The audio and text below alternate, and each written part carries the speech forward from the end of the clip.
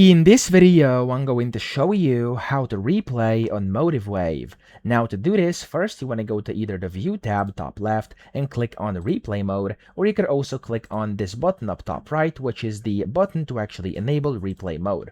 Now when you click on that, or of course click inside the View tab, it's going to pop up a small little banner down here towards the bottom. And this is going to be, of course, your navigation panel for replay mode. So the first thing you want to do is select your start time. For this, I'm going to go on the 1st of July over here, 2026. Of course, you can pick your own date by clicking on this little calendar and then selecting it, or you could also select the time over here. So click on the clock and you can pick your time where you want to start.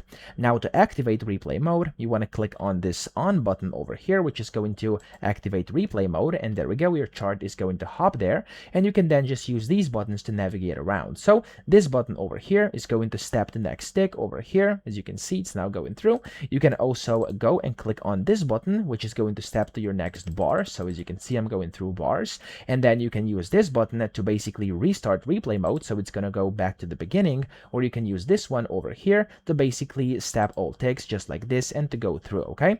Of course, you also have this button over here, which is going to stop replaying ticks for you if, of course, you're currently in replay mode and it's taken a long time. And that's essentially all you have to do. When you're done, simply click on this toggle button over here to turn it off, and that's essentially all you have to do. Okay.